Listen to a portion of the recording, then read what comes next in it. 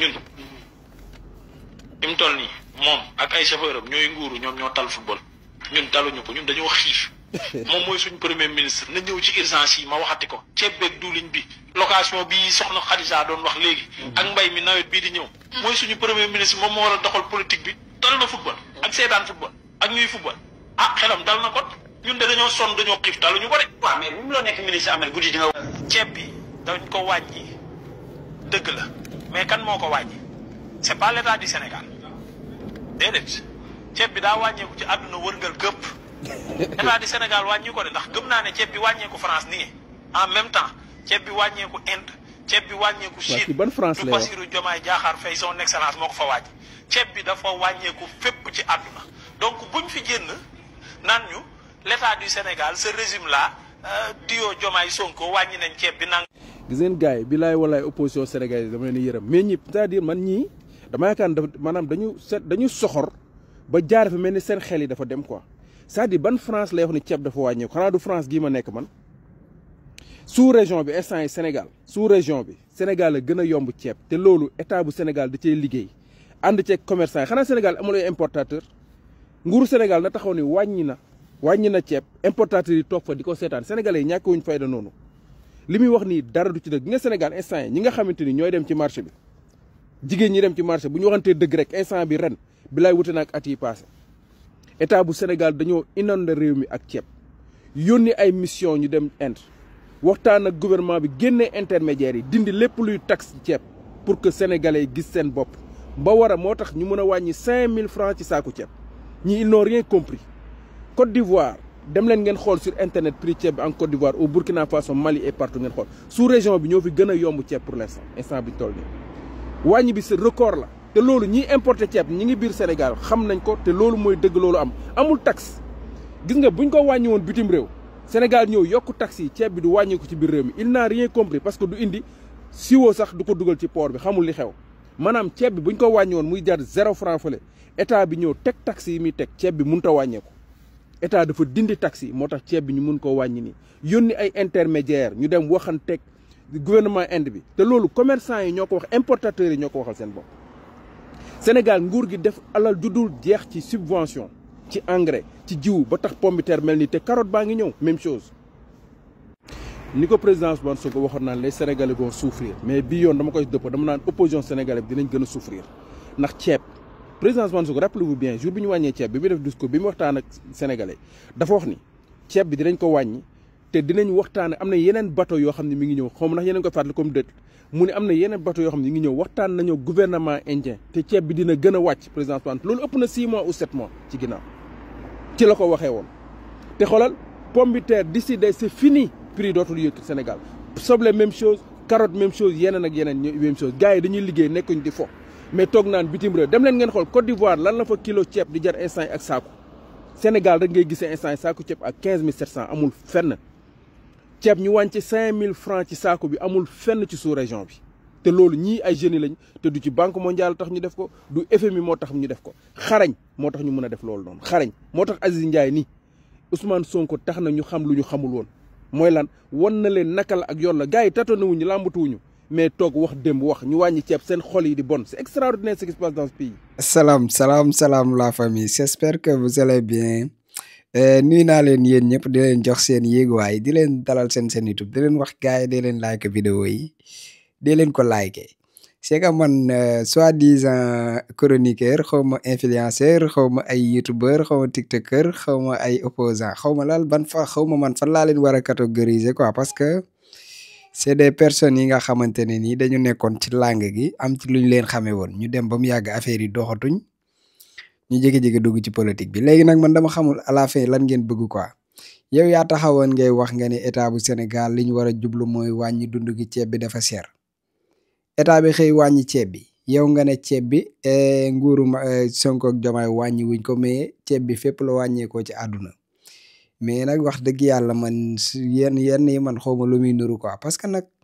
Sénégal suñu Sénégal la quoi vraiment suñu xëyee dugg ci bitig bi jënd saaku ceeb ñu ne ñu li ngeen ko doon jëndee kat wàññeeku na pour man loolu muy Sonko moo ko def wala Macky Sall ak wala ku manti doon même bu doon lii ci jamonoy Macky Sall sax dañ ko war a rafetlu ndax wax dëgg yàlla état buy jéem a góorgóorlu di wàññi dund askan bi mais loolu même boo àndul ak moom da nga ko war a apprécier quoi loolu du yàq dara ci sa opposé wu mais soxor ba soxoree sa bopp weesuwul genre nit yu mel nii quoi te suñu mbokk patriote bi suñu grand frère bi gis naa mu def ci liggéey bu am solo voilà xam naa dama leen di woon vidéo bi ngeen seetaan ko ba pare après ñu doog a continuer quoi. non patriote vidéo bi dafa war a viral vidéo bi dafa war a viral parce que dafa am ñu taxaw daal ni ceeb bi dafa wàññeeku sur le plan international moo tax Sénégal wàññi am ñu taxaw ni nguuru Sénégal wàññiwul ceeb bi dafa wàññeeku sur le plan international comme ñoom mënutuñu wax ci coût de la vie moo nekkoon seen commentaire fu ñu toog naan dëkk bi dafa dëgër dëkk bi dund gi dafa cher amatul li ñu wax ñu ni ceeb bi dafa wàññeeku sur le plan international moo tax nguuru Sénégal wàññiwuñu dara te nguuru Sénégal renoncé ay taxam moom pour que sénégalais yi mën a am ceeb ni mu gën a yombee te loolu lañ ñu diggoon te loolu lañ def te dinaa leen wan bu baax a baax ay preuve à l'appui que ni ñiy wax ni ceeb bi dafa wàññi sur le plan international mu nekk Sénégal wàññi waxuñu dëgg dama leen di wan preuve ci subaak léegi ci loolu laa nekk pour indi leen ay information yu leer ngeen gisal seen bopp daf ñu koy jaral ñun pour que sénégalais yi jot ay information vrai yu dëggu ma bëgg ngeen partager ko képp kuy patriote boo seetaanee vidéo bi rek partager ko képp kuy patriote boo ko xoolee partager ko pour ngeen gis dëgg gi xool effort bi état bu Sénégal di def pour que lu nit am mën a dund facilement sans sonn ñu def ko ci pomme de terre def ko ci soble def ko ci leneen mais gën a liggéey ci ceeb bi prix yi Sénégal yor Afrique amul ku ñu gën a yombale ceeb présentement nii dëkk yëpp laa dem dëkk yëpp presque laa dem ci sous région bi seetaan leen vidéo bi. Asalaamaaleykum. Aujourd'hui c'est samedi le 29 mars. Ici au Pont Noir, Congo Pont Noir, les prix de riz, ça c'est riz cassé parfumé, le kilo à 900. Ça c'est riz simple, ça c'est kilo à 600. Ça c'est paquet de riz cassé, ça 1 kilo à 900 aussi. Ça c'est riz parfumé, ça le kilo à 1200. Salam alaikum. alors salaamaaleykum wa rahmatullah sama gars yi na ngeen def sa waa naka ma mbaa lépp jàmm alhamdulilah maa ngi leen di bëggee di leen ñaanal yàlla suñu borom subhanahu wa taala tawfeex tey le 29 mars 2025 fii ci Nouadhibou laa nekk ceeb bi nag mu ngi koy waxee ceeb siam la bi kilo bi ñu ngi koy jaayee fii 900 ouguiye boo ko weccee ko ci CFA day nekk 650 francs CFA waaw bi tam aussi mooy ceebu basmatique bi kilo bi 900 francs CFA la ne 900 ouguiye la ñu ngi koy jaayee fii daal presque boo ko xaymaa ci CFA mu ngi nekk presque ñetti téeméer ak ñaar fukk waaw bi tam aussi beneen ceebu siam la bi mooy Obama ko gars yi di ko waxee bii daal kilo bi 800 la ko wax presque daanaka 650 la bi tam aussi beneen façon ceeb la aussi bi tam ceebu pakistanais la bi tam kilo bi 750 la mais mu ne ñu ngi koy jaayee boo ko xaymaa ci CFA day nekk 650 presque waaw. Asalaamaaleykum Tokar, voilà, c'est à Djokoué en Côte d'Ivoire le 29 mars 2025, 29e jour du mois de Ramadan. Voilà, je vais vous renseigner les prix du riz. Balde salam alaikum. On dit que riz on a combien? C'est combien? 600 francs. Hein? Et ça là? Maroussou 500. Hein? Et ça là? 700 francs hein, le kilo. Voilà. Ça c'est le prix des différents riz. àdduna bi yëpp waaw lu ma leen bëggoon a xamal du fii si Côte d'Ivoire moom ceeb bi saako bi en gros bii nii rek bii nii nag bu weex bii nii rek risé bu weex bii rek maa ngi koy jëndee 25000 en gros marché ba 25000 la fay jar waaw ceeb buy jar 20000 sax saako amul Côte d'Ivoire fii ceeb bu fiy jar 20000 amul waaw ceeb 20000 moo fi amul sax 25000 jëm kaw wala 20000 wala ak lu teg li si gën a yomb 21500 wala 22000 waaw par rapport ak beneen bi risé bii nii risé mooy bi ñuy woowee parfumé Sénégal dañ naa ko parfumé mooy ceeb bu gën a neex bi rek ceeb boo xamante ne mooy gën a neex ñoo xamante patron yi ñoo koy jënd ceeb boobu rek mu ngi jar fii kilo bi 750 kilo bi 750 lay jar. Salaamaaleykum. Alors naam ngeen def ceeb laa bëggoon American rice bi ñaata la kilo bi ñaata boobu mooy téeméer am beneen bi nag sadam bi $80 boobu mooy 800 Gambie sax ñu leen gën a yomb ceeb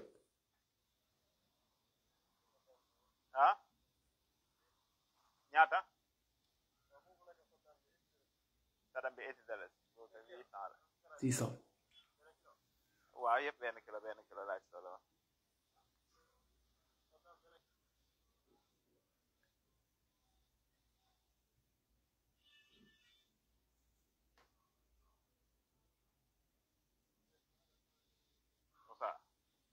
Ba nuyu naa la bu baax ziar naa la waa ñëw naa fii ci Gambie jënd ceeb American rice bi dégg nga prix bi sadam bi dégg nga prix bi yéena ko déggandoo dafa ma jaral ma xëy suba woo samay contact ci dëkk yooyu ñu ci bëree bëri nekk ay commerçant woo sam benn xarit dëkk bi nga xam te ni Gambie moom kese moo ci nekkul commerçant ak beneen waa ji nga xam te ni mi ngi woote Congo ñu wàcc ci terrain bi dem commerçant yi wax prix yi ñeneen ñi dem ba ci boutique bi laajte prix yi amul benn boutiquier boo xam te ni sa prix jege nga sax fi Sénégal di jaay ndax lan état bi moo renoncé ay taxam donc bu ñu taxawee naan sur le plan international la ceeb wàññi ko loolu kàcc gënu ko rëy loolu du dëgg loolu amul. voilà yaakaar naa ne gisal ngeen ko seen bopp moom daanaka dafa def tuuru Afrique la def daanaka daal maanaam parce que xool na ci réew yi ñu wër yëpp yi ñu gën a jege gis ngeen prix ceeb ya nam fa mel gis ngeen fii ci Sénégal prix yi nga xamante ne ni moom la fi président def te ñu ne ci kanam tuuti dina gën a wàññeeku maanaam loolu da ngeen ko war a nangu da ngeen war a nangu ne état bi mu ngi liggéey de wax dëgg yàlla fi mu toll nii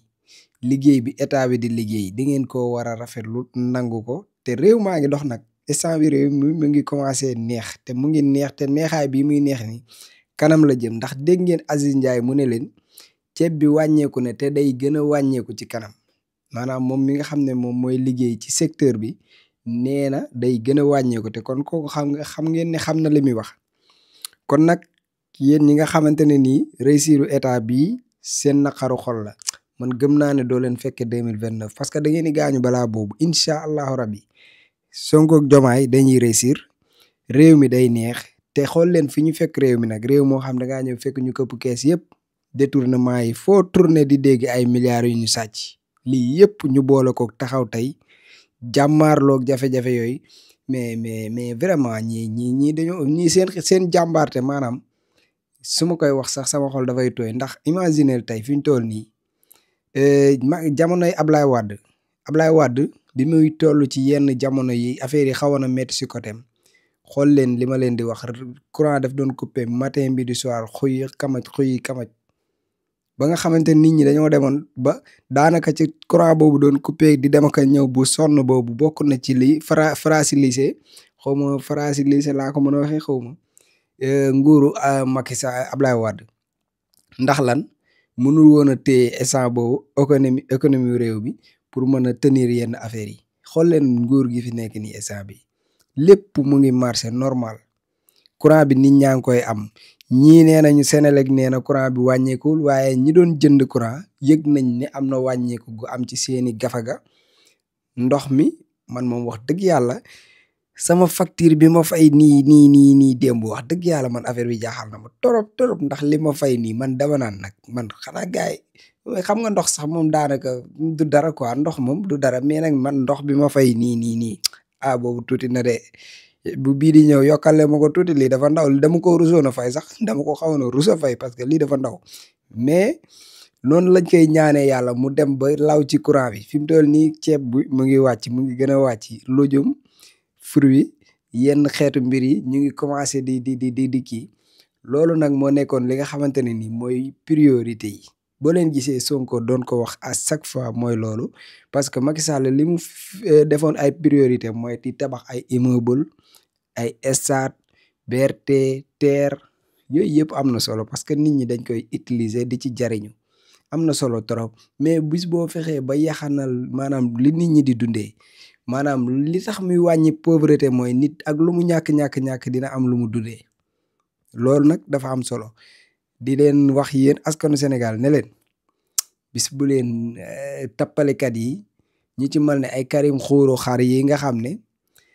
ñoom maanaam su ma rusul woon ñi may seetaan sax dinaa utiliser ay mots yu doy waar jëmale ko si ñoom parce que ñoom duñu ay nitu dara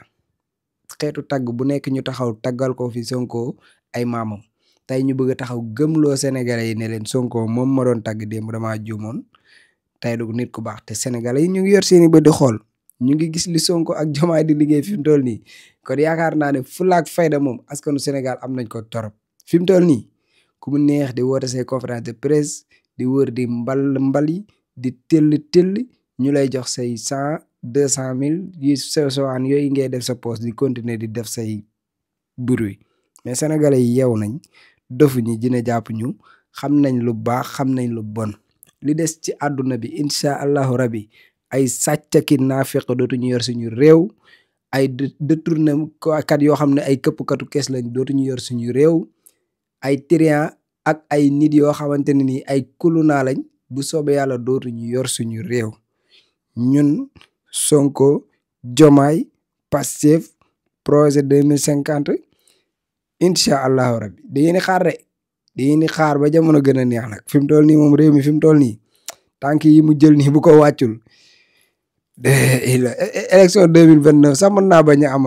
moom kay xam naa ne moom kay vraiment bu soobee yàlla li ma gis nii yoon bii ma gis nii état bi jël ko fii nii rythme bi bu continuer ba 2029 balaa nit di joxe constitution am dina ko xalaat de parce que na am na yoo xam ne yàq la joxe loo xam ne dañ lay gagné premier tour moom amul sens de te xam naa ne fa ngeen jëm nag xaw ma Sonko mooy doon président xaw ma Diomaye ñoom ñaar daal kum ci doon baax na en tout cas daal ñun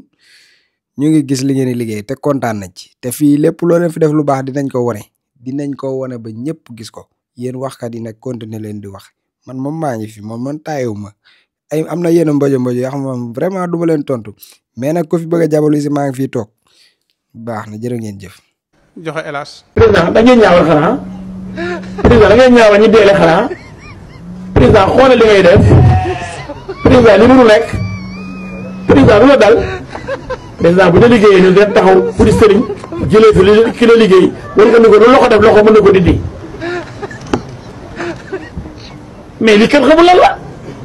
wa sallallahu taala ala sayyidina secret Cheikh Sidil Mukhtar ñaan yàlla Cheikh Sidil Mukhtar ibnu Cheikh Mouhamadul Amin ñu ngi toog ak sëtam Cheikh Abdoul Aziz Mbacké borom fas nga xam ne da ko donnee ci ay maamam di fas gu baax ci néew kattan ak ngóora Cheikh Abdoul Aziz ana fa suñu fas gi. bisimilah sëñ buur fas gi de day fas goo xam ne dañ koo jëlee woon sunu maam Cheikh Sidil Mukhtar dafa amoon genn góor gu ñëwoon te Mbàkke Kajoor doon ko jàmbat ci dawatu bu néew kattan fas la goo xam ne nag dafa bokkoon ci kàggu yi suñ baara yoo xam ne dafa jóge woon siirul masoon waaye géej naa ci yàlla képp koo xam ne nga am jafe-jafe néew kattan moo xam ne ngay sëy di gaaw di yegg mbaas sàkkat delluwaat waxtu woo ko takkee takk léegi gis léegi rek ndax fas gi nag leen rek a koy toj mooy toog ci gën waaye képp ko am jafe-jafe néew kattan waxtu woo takkee fas gi da nga tàqali ko loolu bu faw ndax day gàllaaj goo xam ne gàllaaj gu yéeme ndax gàllaaju cat la ba mu ne la biirun baarun saxin mujj bu xaaf jana fa xëy ci baat yooyu ndax gàllaaju fas day gàllaaj goo xam ne da ngay takk léegi gis léegi ndax ñaareel ba sax dañuy wax ni nit bu ko takkee tëw a yegg di ànd ak soxnaam waxtu wu demee ba tëw a yegg sax dañ koy sart mu tekki ngir mën a yegg fas gi nag ak moo xaatim bee ànd waaye mboolem koo xam ne am nga jafe-jafe néew kattan ak at yoo mën a am rek waxtu woo ko takkee da nga tàqali ko néew kattan bu faw day fas goo xam ne sunu maam Cheikh Sidil Mukhtar moo ñu ko joxoon